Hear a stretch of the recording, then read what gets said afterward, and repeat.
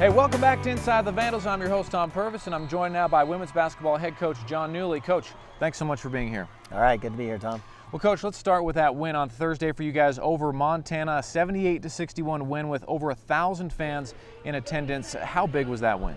It was huge. You know, the fans were there, the students were all there. Probably the best atmosphere we've had at one of our games since I've been here in the 8 years. It was great, and our team really fed off that energy, that emotion, and played one of our best games of the year. Yeah, looking at your team, how much do you think that the energy of that crowd, I mean, there was a raucous student section over here to our left. How much did that play into the energy that your team had? Oh, it was huge. You know, our team really fed off that. Defensively, we were getting stops. You know, we'd make a three, people would go crazy. You know, it was awesome. It was really, really something special. The defense for you guys, it just was swarming. It seemed to make Montana, the Lady Grizz, very uncomfortable. How much of that did you see? Oh yeah, Carly Wilson got out there and just disrupted their offense almost single-handedly for a while. You know, she was so in their point guards. They were trying to look back at the bench for play calls. They couldn't do that like they like to do. She totally disrupted them from the point, and then everybody else kind of fed into that and did a great job of backing her up. The two big players coming into the game for Montana, Kaylee Valley and Macaulay Feller, both of them extremely good players. How do you think your defense fared against them? I thought we did a great job. I mean, you look at halftime though, Valley's got 6 for 6, and I thought Christina did a great job contesting shots. I mean, she made some tough shots, and everywhere Feller was, we were. You know, she had one little brief streak where she made a couple. You know, they're great players. They're gonna make some baskets, man. But for the most part, I thought a fantastic job by everybody who guarded Feller and Valley.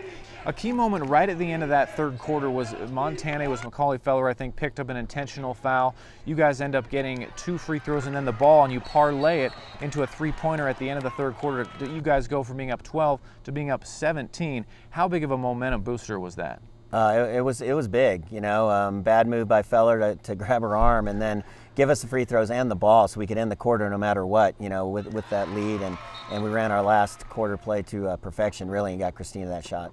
And speaking of Christina, 15 points, 10 rebounds, 4 assists in that game. How important has it become, just the way that she's able to fill up all areas of the stat sheet? Maybe her best game of the year, really, for everything she was doing. You know, she was shooting the ball well, but setting her teammates up, rebounding the ball. I mean, honestly, she's our best rebounder. And when she's in there flying around doing what she's doing, it kind of gives everybody a lot of energy.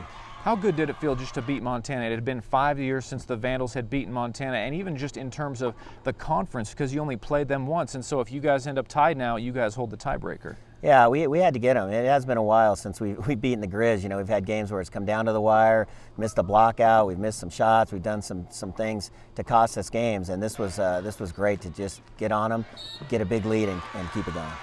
On to Montana State, talking about just a very strange game and obviously a heartbreaking loss for you guys, 62-59. After rewatching the tape, what did you see in that game?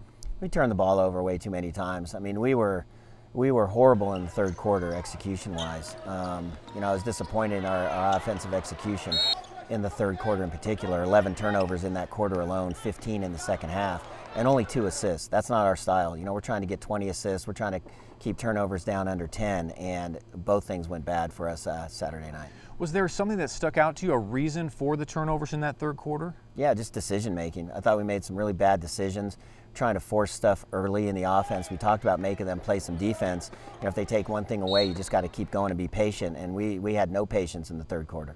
In that third quarter, though, on the flip side, the first few minutes, you guys were up 4 at the half, scored the first 5 points, went up 9.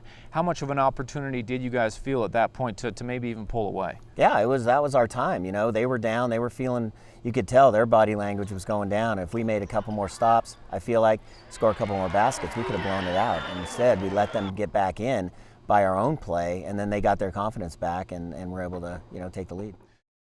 Final 2 minutes of the game, Taylor Pierce hits that 3 to go 59-57, and you guys you battled back in the fourth quarter and Montana State's a good team. It seemed like you guys were able to hit that 3. Did you like the final 2 minutes? Did you think that your team did what it needed to do in that final 2 minutes? No, we didn't execute. We had some open court stuff where, you know, we're trying long passes, you know, and all we had to do is come down and run our stuff, and that was disappointing to me. That we weren't able to keep composure a little bit better and bring the ball down instead of trying, you know, like I said, the long pass, 50 seconds left. You know, we had some bad execution in our late game stuff, not setting screens, not passing the ball to the right person. plays that we work on almost every day, certainly a couple times, 3 times a week. And our execution was really lacking in that last 2 minutes.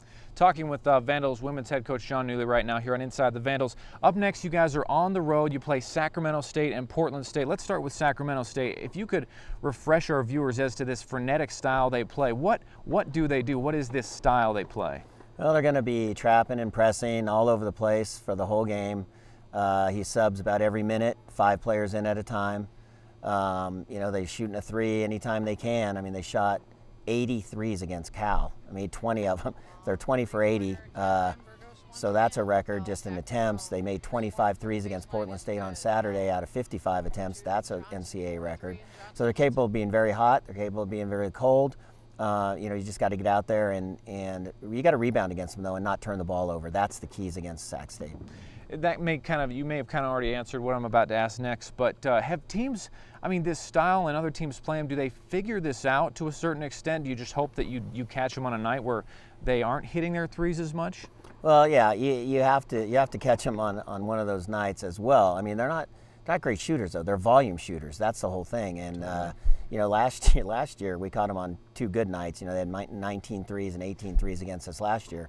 But by the same token, you watch games where they make 7, where they make 10, so you got to have a solid game plan, but you have to be solid with the basketball. You got to limit their shot attempts overall, and that's the key to beating them. After that, you guys are on the road at Portland State. They weren't good last year, and they're 0-6 in conference this year, 2-15 right now. You look at the record, and they're struggling. But obviously, it's still a game on the road, not a game you guys can overlook, I'm sure. No, absolutely not. They're pressing and trapping and doing the same type of thing. A scaled down version of Sac State is what it is, and that's why they gave up so many points. They give up 136 points to Sac State one game and 126 the next. So they want to play that same style. They're not as good at it as Sac State is. But again, we're going to have to take care of the basketball and make some shots. Finally, Coach, 7 games into conference, a couple very close losses for you guys against the 2 top teams right now in conference, but sitting in 3rd right now. How do you feel about where your team's at right now? No, I'm not real happy with it. It was 2 home games. If we had lost the 2 on the road, it's a different story. But losing home games in this league can come back and really bite you at the end. So we're going to have to get out on the road and win some games to make up for the home losses. He's Vandals head coach Jon Newlee right there. Coach, as always, a pleasure. Thanks so much for your time, and we'll look forward to your games this coming week. All right, thanks, Tom. Up next, we have our keys to the game now. We hear from Alyssa Charlston. Thanks, Tom. Well, it's another exciting week of Big Sky action as Idaho faces Sacramento State and Portland State this week. We'll go ladies first in keys to the game as they face a Sacramento State team that has just broken their 2nd NCAA Division I record this season last Saturday for most threes made in a game with 25. It took them 55 attempts to do it, but that's far from their 80 attempts earlier this season from 3 that broke the other NCAA record. Head coach Bill Baxter allows a lot of freelance play from his team as they lead the Big Sky in scoring offense, so the Vandals have to keep their head about them. They can't play in a rushed fashion, and they have to box out and rebound those long shots from the Hornets. Running their systems at their own pace and not turning over the ball will really dictate how this game goes for Idaho. And as Jon said, the Vandals will have to face that same frantic pace again on Saturday against Portland State. This Vikings team hasn't had much practice with it under first-year head coach Lynn Kennedy, and there isn't just one player for Idaho to stop on this Portland State team. They've got a logjam of about 4 scorers averaging right around 9 and 10 points. So Idaho will need to limit Portland State at every position 1-5. And for the men's side, that Sac State style is kind of consistent throughout the whole program. They'll press for most of the game and try to force Idaho into making mistakes. In the paint, the Vandals will find the best shot blocker in the conference in Eric Studeville at 2 a game. And Sac State is led in scoring by a pair of sophomores, Justin Strings and Marcus Graves, with 14 and 15 apiece. And playing without leading scorers Perion Calandret and Vic Sanders this week, Idaho will have to look to Ty Egbert and Chad Sherwood for most of their scoring. Portland State is coming off a big win over Sacramento State, so you can bet they'll be feeling the confidence against the Vandals. Their leading scorer, forward Cameron Forte, does better off the bench with almost 17 a game and has shot 66% in the last 3 games. So don't be surprised if that is Nashawn George's assignment on Saturday. And despite their standing in the Big Sky right now, the Vikings lead the conference in assist to turnover margin and steals. So the Vandals will have to look to disrupt that rhythm to get another win in Big Sky play. Those are your keys to this week's games. Tom? Hey, that wraps it up for this week's edition of Inside the Vandals. Make sure to join us next week as we look back on Sacramento State and Portland State, the games against those two teams. And as always, make sure to follow us on Twitter and like us on Facebook. And we'll see you back here, same time, same place, next week.